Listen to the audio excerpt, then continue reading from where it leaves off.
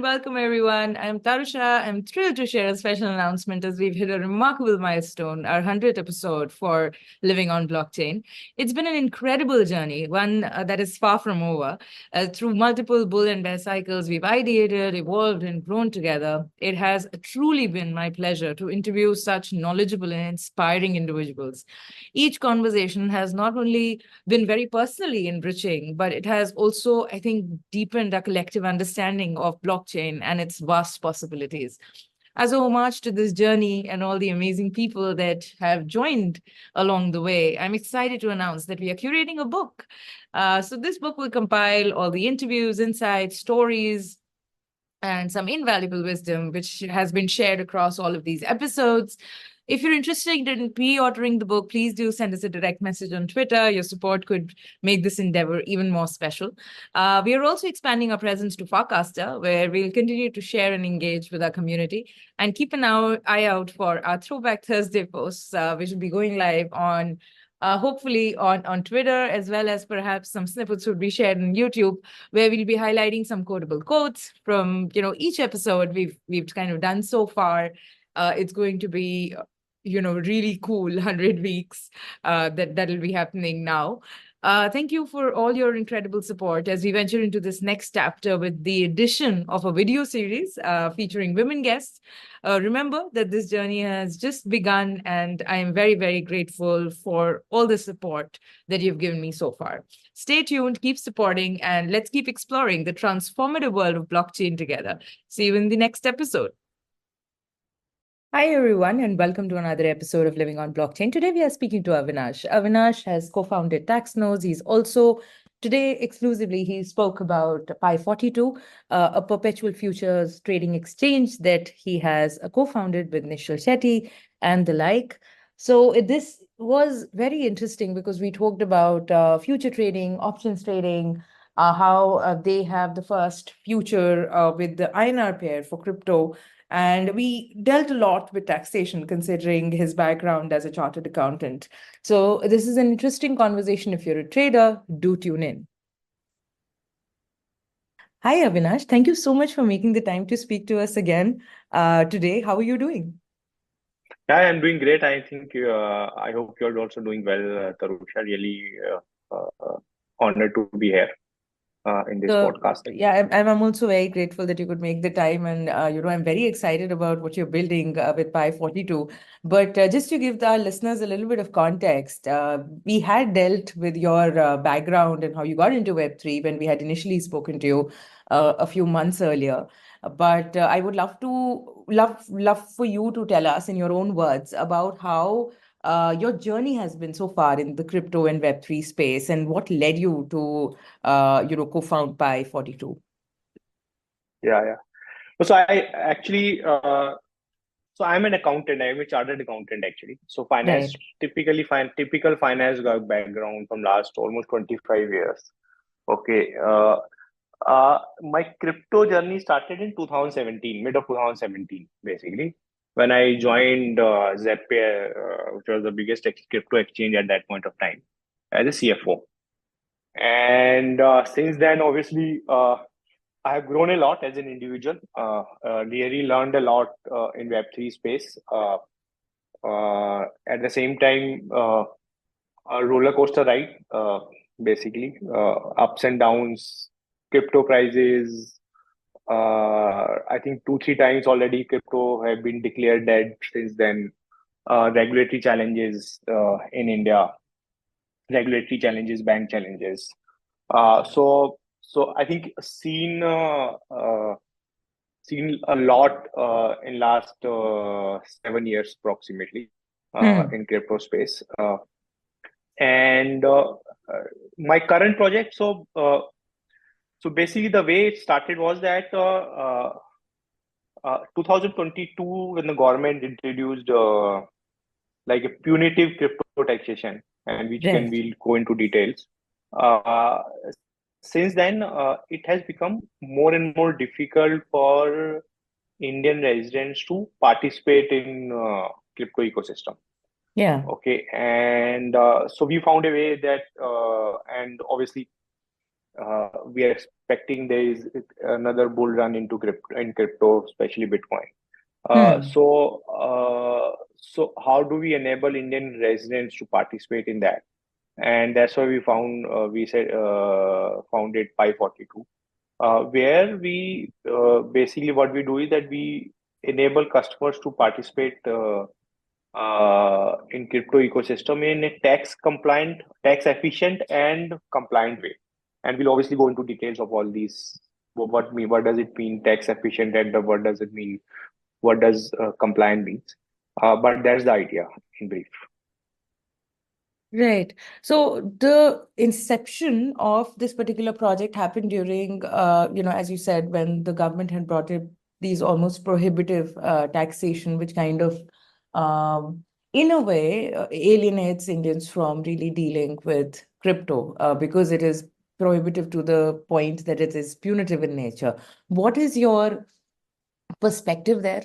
And what kind of change would you like to see? And how does perhaps your platform help its potential user?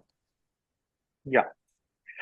So first thing is that, and this we have been discussing with the government at various levels, is that the taxation is really punitive, and the result of that, or the basically what government had in mind in terms of what the end objective is, that end objective is also not getting fulfilled because of this. Okay. So number one, I said that it's very high, which is especially the 1% TDS. So there are three parts to the taxation. One is 1% TDS, which basically means that every transaction in crypto spot you do, you have to pay 1% TDS. And if it is crypto to crypto, then you have to pay 2% TDS, because both the parties to the transactions are in a way sellers. Okay. Uh, Second, so that means if you're a trader basically, uh, and you are trading 10 times in a day, that means your 10% of the capital is got in a way. And in 2-3 weeks, your entire capital is locked up in TDS, which you can supposedly get back after 18 months up, basically. The second part is around setting off of the losses are not allowed. Okay.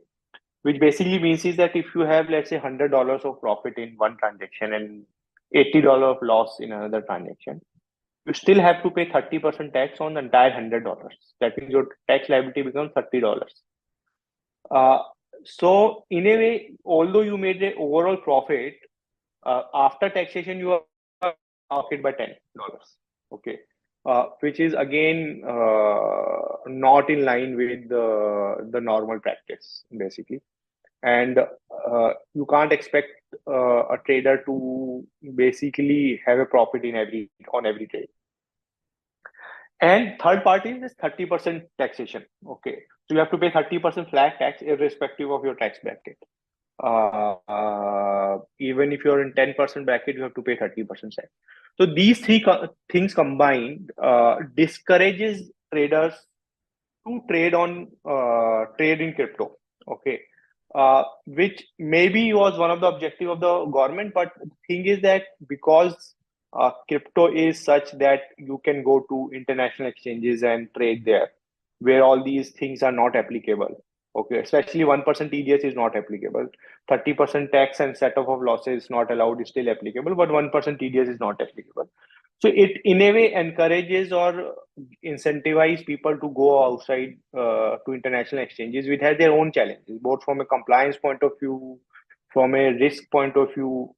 Okay, so Indians are in a way still trading on crypto, but they're not trading on Indian exchanges, which are more compliant, which are registered with FIU, which the founders are sitting in India. So legal recourse, or a moral recourse if anything goes wrong is available. All those things are not available if you go into international exchanges. So that is the, I think, overall overall scenarios as far as taxation is concerned. Right. So that is it is a very dismal picture that we have in front of us. And how does Pi42 really help the potential user, like in this aspect, or what exactly led you from uh, probably grappling with this particular dismal reality that we have in front of us to the founding Yeah, of Pi42? yeah. So this actually, I said that this was in my mind from a very long time, since like 2000, mid of 2022, when these Hmm. taxation laws came. Hmm. Okay, and then over the period of time, I realized two, three things. Number one is that these taxation, punitive taxation, is not applicable on crypto derivatives. Okay, it is applicable Hmm. on spot, Right. but it is not applicable on derivatives. Okay, so that was one. That if you are trading in futures, crypto futures, uh, Hmm. what you have to understand is that income tax law is a very, very technical law. Okay, Right. so you have to interpret it technically.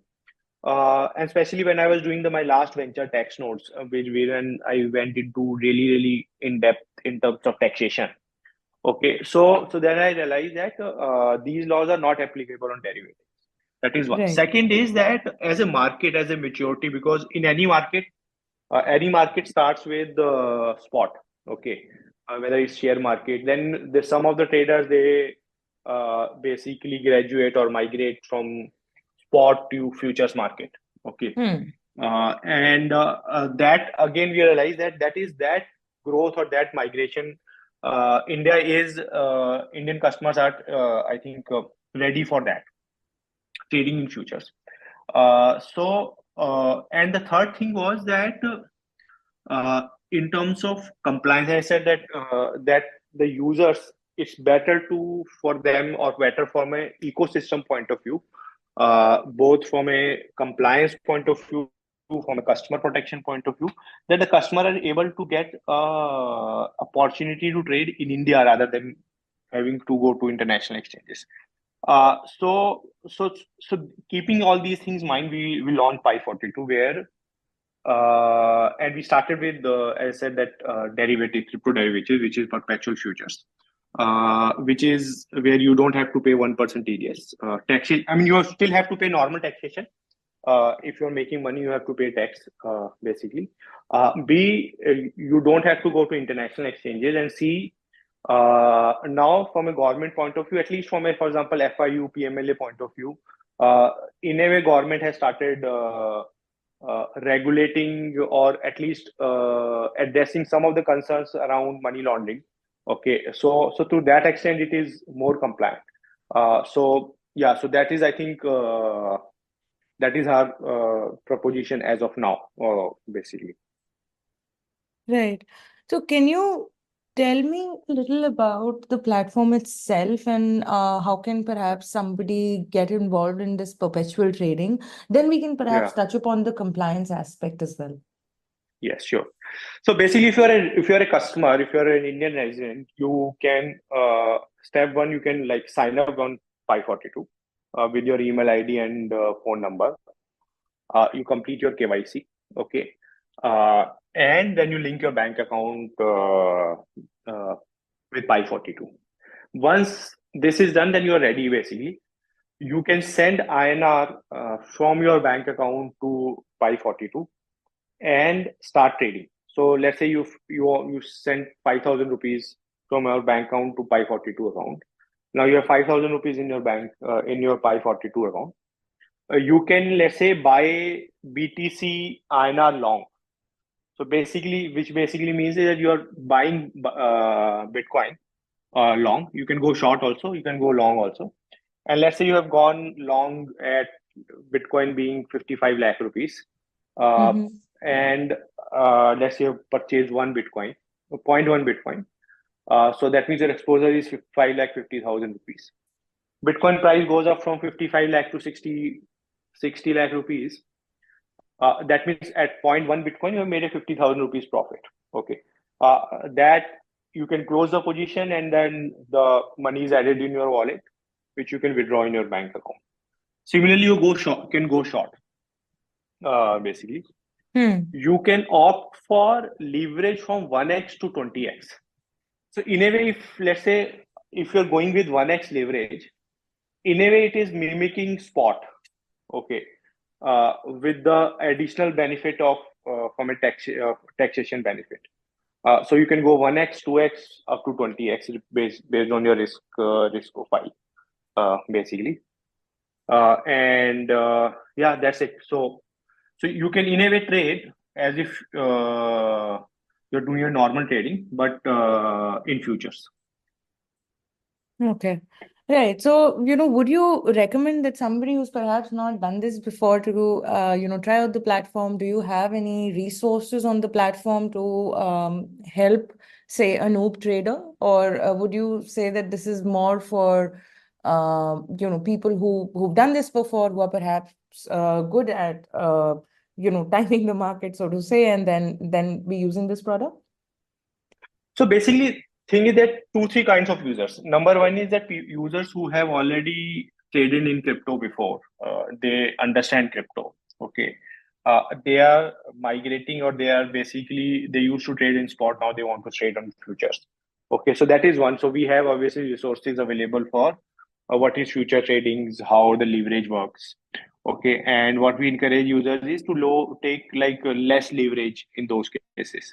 If you're not done future trading, trade at 1x or 2x leverage rather than 20x leverage. Right. So we have resources around that, around this future trading, and assuming you already know crypto. Second kind of users obviously are who are totally new into crypto also. Okay. So there again also we have programs, or we have resources where they can understand what is crypto. We recommend that they start with Bitcoin, Ether rather than going into altcoins. Okay. So those are the users which are maybe were in the stock market, trading in stock market. They want to trade in crypto now. So again, you start with blue chip kind of. So those kind of, we also do city meetups. Okay, we have a team, and I also go frequently in those meetups where we Right. meet local traders, local customers, current customers, and potential customers. Discuss about crypto. Discuss about trading. Okay, the idea is that to make it as safe as possible for the customers. So I think every month almost every week we have like a city-wise meetup where we go and meet people. So we are in a way, obviously there is a long way to go, but we are making a significant effort in terms of educating people, both in terms of opportunity, and also the risks. Right. Right. So, there are resources, the platform is user-friendly, as you've mentioned. If you had to explain perhaps one or mention one USP that sets you apart from other crypto exchanges in India, what would it be? So I think what we have, the product which we have brought is that we have brought a futures, but INR futures. Okay. So because people were traditionally used to basically buy and sell Bitcoin in INR, so they are more comfortable with INR. So we are, I think, the only exchange in India or in the world basically which offers perpetual futures in Indian rupees basically. So you don't need to buy BTC USDT perpetual future. You can buy a BTC INR perpetual future. So in this manner, you don't need to touch USDT, because that again it's its own challenge. And what we have realized is many people are comfortable trading in INR rather than in USDT. Right. So, in terms of like compliance, future trading does fall under SEBI, does it not? No, it doesn't. It doesn't. So basically, the Okay, thing so is there are that the just crypto, guidelines. There is no policy yeah. framework. So there are no policy framework. Hmm. So crypto regulation itself is like, as of now, if you look at there, it's a long way to go. Right.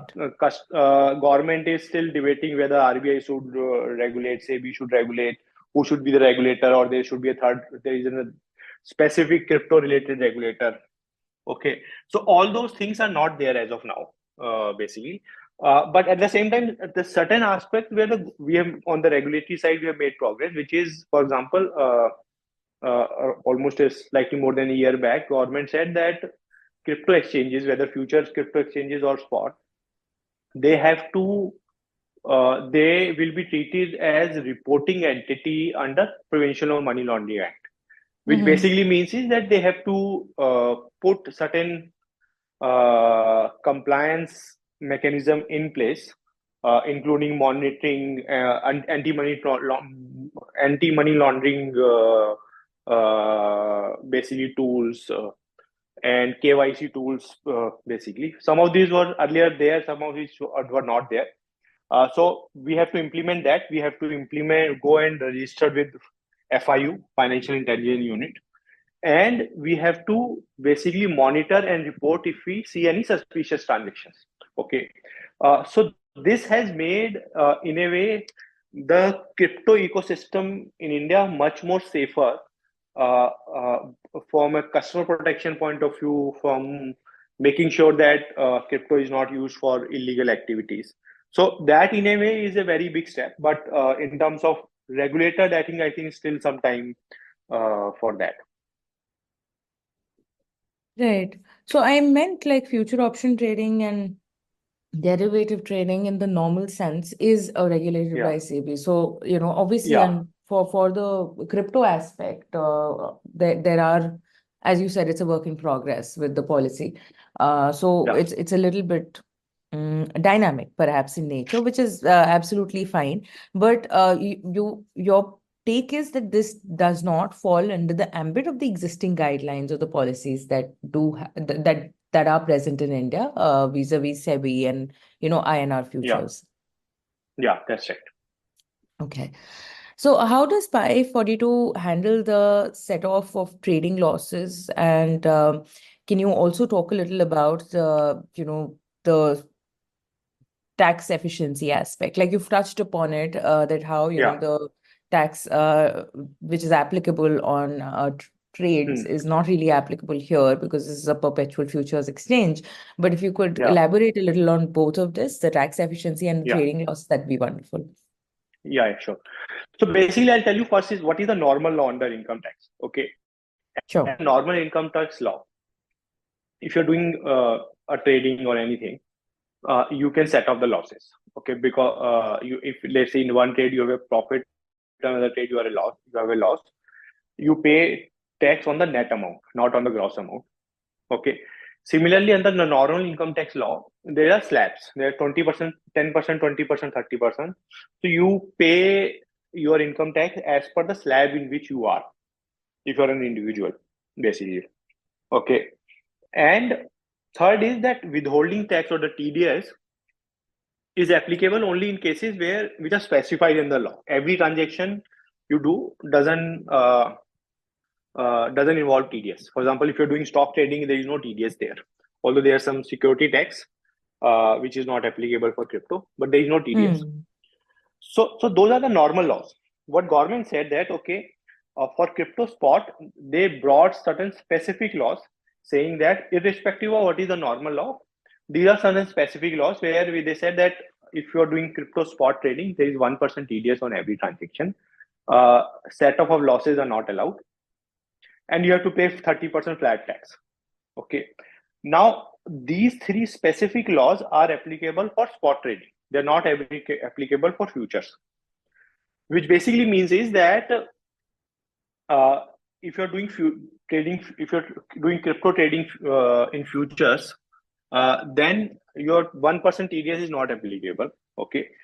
Your setup of losses are allowed. That means, again, if you are doing trade and one trade there is a loss, second trade is a profit, you can net off and pay tax on the net amount.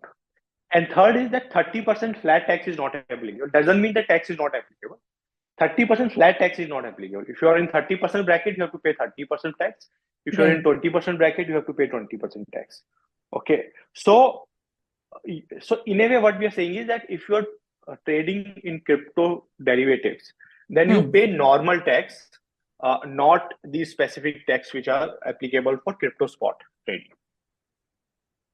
Okay. All right. Okay. That's an interesting perspective. So, can you also tell us a little about what is your kind of perspective here about the future of, perpetual trading or futures or option trading in India vis-a-vis crypto? Yeah. So there are two parts to it. One is that obviously from a trading mature, I mean, how do the traders mature, okay, in any Right, market? right, It's from a business point of view. So that I think I see an accelerated growth from 2 points of view. One is that crypto adoption in India itself is very, very high. Okay, is one of the highest in the world. Okay, and even in the stock market, if you look at, there's a large presence or large number of people who trade